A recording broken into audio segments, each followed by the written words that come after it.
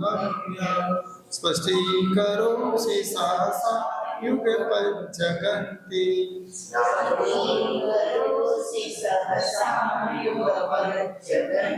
नभोधरोदर निरुद्ध महाप्रभाव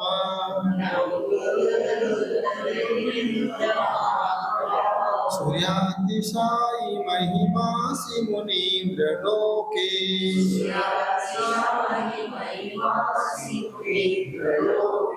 यहाँ आचार्य मातुम स्वामी कहते हैं कि पंचम काल है, मुंडावसर्पणी काल है, सूर्य निकलता है तो अस्त भी होता है। लेकिन यहाँ कहते हैं प्रभु भगवान आप ऐसे सूर्य हैं, सूर्यातिशायी, ऐसा अतिशयकारी सूर्य जो कभी ना अस्तम कभी अस्त नहीं होता, कदाचित कभी भी उपयासी न राहु गम्या, उससे कभी राहु ग्रहण भी नहीं लगता, राहु भी उसे ग्रसित नहीं कर सकता। ऐसा सूर्य है। स्पष्टीकरो से सहसा युगपत गंती, युगपत एक साथ एक क्षण में ही प्रकाश ही प्रकाश देता है। नामोधरोधर निरुद्ध महाप्रभावा, यह ऐसा सूर्य है जो बादलों में भी नहीं छुपता है। ये मुनीन्द्र लोके, ये मुनीन्द्र मुनियों की इंद्र, आप इस लोक में सूर्यातिशायी है, अतिशयकारी सूर्य आप ही हैं और कोई दूसरा अतिशयकारी सूर्य हो नहीं सकता है। ये किसके लिए बता रहे हैं? उनके लिए बता रहे हैं जिनकी पत्रिका में सूर्य कमजोर है। पत्रिका में सूर्य के साथ यदि राहु लिखा है, इसको कहते सूर्य ग्रहण लगा है। जिनकी पत्रिका में सूर्य अस्त है, यश कीर्ति नहीं मिल रही है, यश कीर्ति को बढ़ाने के लिए भी ये 17 नंबर काव्य है। यश कब बढ़ता है? जब सूर्य अपनी पत्रिका में पॉजिटिव होता है। नेगेटिव सूर्य से कितना भी मेहनत करो तो भी यश नहीं मिलता है। तो इस सूर्य को बढ़ाने के लिए नंबर 17 पे रखा है। मानतुम स्वामी देखिए कितने बड़े विद्वान थे, उन्होंने रास्ता बता दिया, सूर्य की पूजा मत करो, सूर्य मंत्र से पूजनी मूर्ति की पूजा करो। कितनी बड़ी बात है देखिए। सूर्यातिशायी, ये सूर्य तो अस्त भी हो रहा है, लेकिन प्रभु आप तो मस्त ही हैं, आपको देख के तो अस्त भी मस्त हो जाता है। तो जब सूर्य ग्रहण लग जाए तो आप उसे मिथ्यात्व से बचाने के लिए क्या कहें? बेटा रोज सुबह सुबह जैसे हिंदू सूर्य को जल चढ़ाता है और तुम सुबह सुबह प्रातःकाल कलश लेकर के जिनेंद्र भगवान को जल चढ़ाओ। इस काव्य को पढ़िए, कितने बार पढ़िए, इस काव्य को कम से कम 17 बार पढ़ के जल चढ़ाओ। तो जो खतरा तुम्हारे जीवन में आया है वो खतरा अपने आप निकल जाएगा। अब अकेले घुटने के लिए थोड़ी है, यश कीर्ति को बढ़ाने के लिए। आज तक किसी ने नहीं बताया तुम्हें। इस हर चीज आपके सामने नई है। Example better than precept. किसी को अच्छे से समझाने के लिए अपने पास एग्जाम्पल होना चाहिए। तो ये काव्य उनके लिए है जिनकी पत्रिका में सूर्य बहुत कमजोर पड़ा हुआ है, उसे अच्छा करें। इसी भावना के साथ ये काव्य मातुम स्वामी ने लिखा है कि हमेशा प्रातःकाल उठे, जब सूर्य निकलता है तभी मंदिर जाओ। ऐसा नहीं 9 बजे मंदिर जा रहे हो, बोले असर ही नहीं पड़ रहे। असर कहां से पड़े? सूर्य तो आधे निकल चुके हैं। तो सूर्य जब निकलता है उसी समय घर से निकल जाना। जब तक सूर्य में लालिमा है, उसी लालिमा के साथ आपके कदम मंदिर के द्वार तक होना चाहिए। सूर्य के देखने के साथ साथ आप भगवान जिनेंद्र को देख लो, उसके बाद भगवान के ऊपर बढ़िया से धारा करो। यही भावना के साथ हे प्रभु बस इसी धारा में जीना है, यही धारा मुझे सागर तक पहुंचाएगी। बाकी की धाराएं तो हमें कहीं पर भी ब्रेक लगा सकती है। ऐसी भावना के साथ आप करके देखिए। 17 नंबर काव्य के साथ जल धारा करो, सूर्य अपने आप तुम्हारा पॉजिटिव हो जाएगा। ग्रहों की स्थिति अपने आप तुम्हारे संपर्क में आ जाएगी। काव्य है, इसका पद्यानुवाद देखो मैंने कितना अच्छा लिखा। हे मुनीन्द्र तुम हस्त न होते, नाग से पाता राहु प्रबल, एक साथ बतलाने वाला, तीन लोक का ज्ञान विमल, बादल सम्मुख आकर के भी नहीं रुकता है तेज प्रकाश, ऐसी गौरव गरिमा वाले पर करता है जग विश्वास। जग किस पर विश्वास करता है? ऐसी महिमा वाले सूर्य पर ही जग का विश्वास होता है। इस सूर्य पर किसी को विश्वास नहीं है। बादल आता है छुप जाता है, क्या करें भैया, सूरज ही नहीं निकला आज तो। लेकिन जिनेंद्र भगवान के दर्शन करके ही भोजन करो। और जिनेंद्र भगवान के दर्शन रात को नहीं मिलते हैं, सूर्य निकलने के साथ ही जिनेंद्र भगवान के दर्शन मिलते हैं। तो जैसे लोग कहते हैं तो सूर्य को देख के भोजन करते हैं, आप हो हम तो सूर्य मंत्र से पूजनीय भगवान को देख करके भोजन करते हैं, उसके बाद में कुछ नहीं करता। ऐसी भावना बनाओ। मंत्र है ओम ह्रीम रम नमो ठंग महानिमित्त कुस्नाणम ह्रोम ह्रोम नमः। ओम नमो नमी ऊण अट्टे मट्टे क्षुद्र विकट्टे क्षुद्र पीणाम जठर पीणाम भंजय भंजय सर्वरोग निवारणम कुरु कुरु। ओम नमो जितसु पराजयम कुरु कुरु। अब देखिए 18 नंबर काव्य है, ये भी चंद्र ग्रहण के लिए। चंद्र ग्रहण लगता है तो क्या होता है? चंद्रमा दिखाई नहीं देता, चंद्रमा छिप जाता है। तो जब चंद्र कमजोर होता है तभी घुटने खराब होते हैं। चंद्र कारक किसका है? घुटने का, हड्डियों का कारक है। चलना कौन सिखाता है? चलता कौन है? चंद्रमा।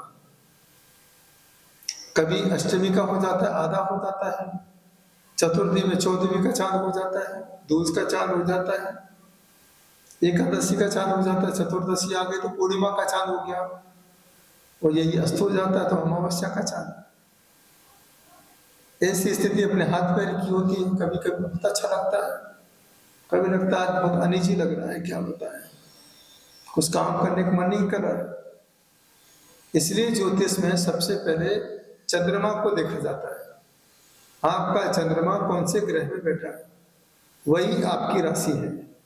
1 नंबर में बैठा है तो मेष राशि है, 10 नंबर में बैठा है तो मकर राशि है, 12 नंबर में बैठा है तो मीन राशि है। जो मुंबई रहते हैं उन्हें मालूम है कि चंद्रमा के प्रभाव से समुद्र में लहरें उठती रहती हैं, ज्वार भाटा जाता है। कितने दूर चंद्रमा है, लेकिन चंद्रमा का प्रभाव समुद्र में पड़ रहा है, और उसी चंद्रमा का प्रभाव हमारे पेट जो है उसके अंदर भी समुद्र है, वहां पर भी पानी की लहरें चलती रहती है। इसलिए मना करते हैं रात्रि भोजन मत करो।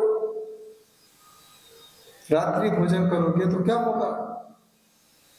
आपको जठराग्नि की बीमारी हो जाएगी, पेट से संबंधित बीमारी जीवन भर सताएगी। डॉक्टर भी आज मना करने लगा। जैन आचार्य ने पहले से ही मना कर दिया, जैन हो तो रात्रि में मत कहीं जाना, पहचान ही वही है ना, ये हमारी पहचान है। तो यहाँ आचार्य प्रविष्टि ने 18 नंबर पर लिखा है। अब चंद्रमा के साथ यदि राहु बैठा है पत्रिका में कहीं पर भी, उसे कहते हैं चंद्र ग्रहण। 6वें घर में बैठा है तो बीमार करेगा, 8वें घर में बैठा है तो अस्पताल में भर्ती करेगा। तो इसे ठीक करने के लिए क्या करें? 18 नंबर का पढ़िए। जल तत्व की मात्रा ज्यादा है तो यहाँ पर 18 नंबर काव्य की साधना करें। कहते पेट में पानी भर गया, खून हमारा पानी हो गया, क्या करें? हीमोग्लोबिन नहीं बढ़ रहा है, 18 नंबर काव्य पढ़िए, ऑटोमेटिक आपके ग्रहों की स्थिति सुधर जाएगी। अब कब पढ़ना चाहिए? चंद्रमा निकलते ही पढ़ो। कब से स्टार्ट करें पढ़ना काव्य? पूर्णिमा से स्टार्ट करो पहले, पूर्णिमा से अमावस और अमावस्या से पूर्णिमा। ऐसे 1 महीने की साधना होती है। 1 महीने की लगातार हम शाम को साधना करते हैं तो उसका प्रभाव आपके जीवन पर अपने आप पड़ता है। अब कई लोग पूछेंगे आपसे कितने बजे करें? पूछो डेट ऑफ बर्थ क्या है, वो कहता है हमारा 8 तारीख है, 8 बजे से चालू करो। कोई कहता है दोपहर में 2 बजे पैदा हुए, ठीक है रात को 2 बजे से करो। 15 तारीख को पैदा हुए तो 6 बजे से चालू करो, चांद तो निकल चुका है, भले नहीं दिख रहा हो। इस तरीके से आप उसे मुक्तामर की 18 नंबर काव्य की साधना करा सकते हो। तो लिखा हुआ है नित्योदयम दलित मोह महाधकारम गम्यम नराहु वदनस्य नवारिदानाम विभ्राजते तव मुखाब्ज मनल्पकान्ति विद्योदय जगदपूर्व शशांक बिंबम नित्योदयं दलित मोह महांधकारम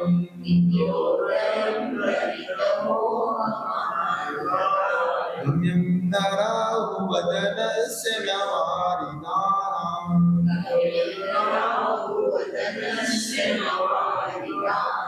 विभ्राजते तव मुखाब्ज मनल्पकान्ति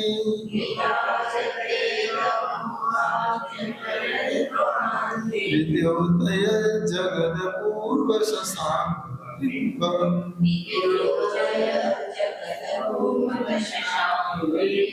यहाँ आचार्य दृष्टि कितनी अच्छी बात कर रहे हैं।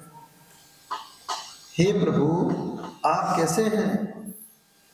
विद्योदय जगद अपूर्व शशांक बिंबम, आप कैसे हैं? तो यहाँ के अपूर्व शशांक बिंबम अनोखे हैं।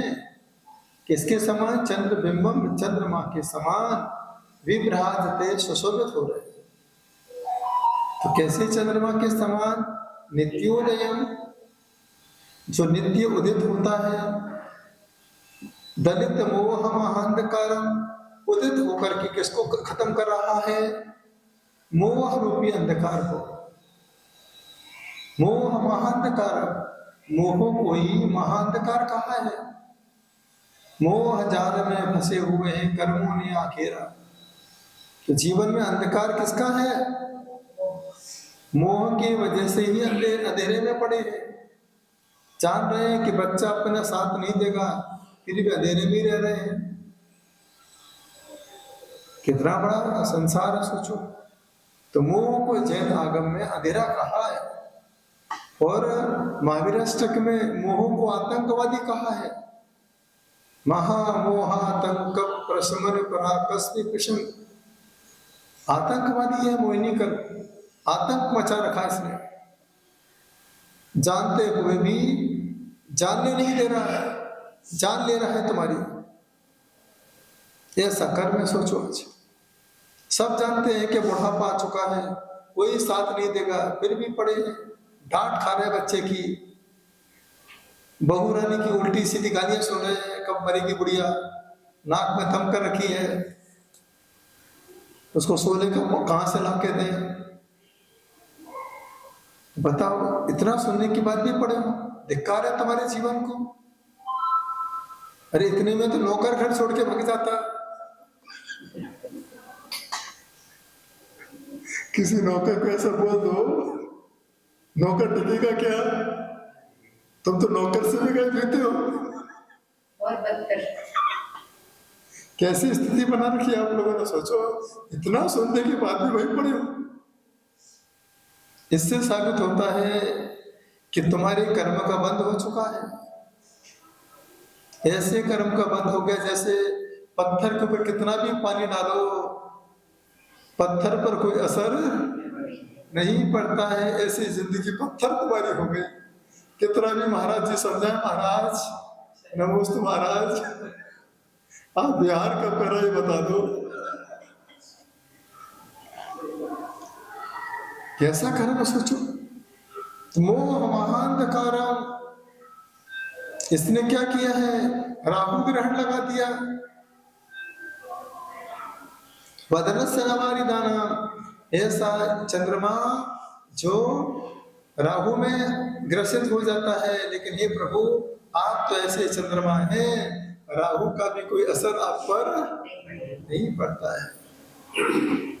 विभ्राजते तो मुखाब्ज मनल्पकान्ति, हे प्रभु आपकी मुख की अनल्पकान्ति है। आपका मुख कैसा? अनल्प कांति, आपकी कांति को कभी भी कोई फीका नहीं कर सकता है। अरे इस चांद में तो दाग ही दाग है। लोग कहते हैं तुम्हारा चेहरा तो चांद के जैसा दिख रहा है, तो चांद में तो खड्डे खड्डे होते हैं, लेकिन हमारे भगवान का चेहरा कैसा है? नाम तुम्हारा तारणहारा, कब तेरा दर्शन होगा, जिनकी प्रतिमा इतनी सुंदर वो कितना सुंदर। ऐसे भाव किसके अंदर पैदा होते हैं? जो जीव भव्य है, भव्य जीव ही हमेशा ऐसे ही भाव बनाता है। हे भगवान, जिस बच्चे का मैं चेहरा देख रहा हूँ, ये बच्चा कल हमें किसी के सामने मुंह दिखाने लायक नहीं छोड़ेगा। अब इसे उल्टे सीधे काम कर रहा है।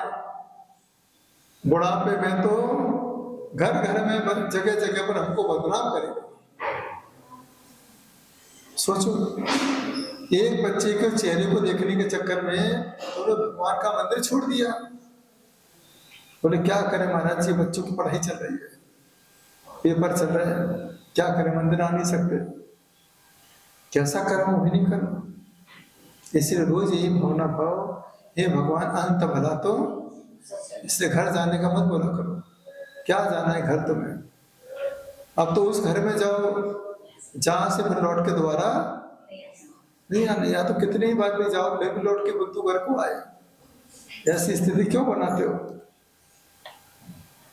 कैसे निकले बस? निकलने के लिए तो हम उपदेश दे रहे हैं। मोह अनीत से उठ रे चेतन, तुझे जगाए वन को, हो दयाल उपदेश करे गुरु। रोज उपदेश कर रहा हूँ, सुन सुन के तुम्हारे कान पक चुके हैं, फिर भी नहीं निकल रहे तुम लोग। तो इसलिए जीवन में प्रयास करो, भावना भाव कि बस मुझे भगवान तेरा ही सहारा, प्रभु तेरा ही सहारा है। गहरी गहरी नदियां नाव बीच धारा, ऐसे भाव बनाओ तो ही तुम्हारा कल्याण हो सकता है। देखिए कितना अच्छा मैंने पद्यानुवाद लिखा है। नित्य उदित होता शशि मंडल और अस्त हो जाता है, बादल आंचल में छिप जाता, चंद्र राहु ग्रस लेता है। विश्व प्रकाशक मुख सरोज तब, मोह महात्म करे विराज। मिथ्या मन मोहांत मिटाकर, ज्ञान लोक का करे प्रकाश। तो यहाँ मिथ्या रूपी मोहांधकार को मिटा करके, हे प्रभु आपने मिथ्या के अंधकार को मिटा दिया। अब तो मिथ्या दृष्टि भी तुम्हारे सामने आता है, वो भी समय दृष्टि हो जाता है। इतना बड़ा असर पड़ता है आपको देखने से। बुरे व्यक्ति भी आपको देख करके अच्छे हो जाते हैं। इंद्रभूति, अग्निभूति, वायु भूति जैसा जीव आपके संपर्क में आया, मुख्य गणधर बन गया, देखने का प्रभाव होता है। कई लोग कहते हैं पता नहीं महाराज जी, आपको देखते हैं तो हमारे भाव बदल जाते हैं। तो मैं कहता बदल जाते तो अपने आप को बदल लो यार।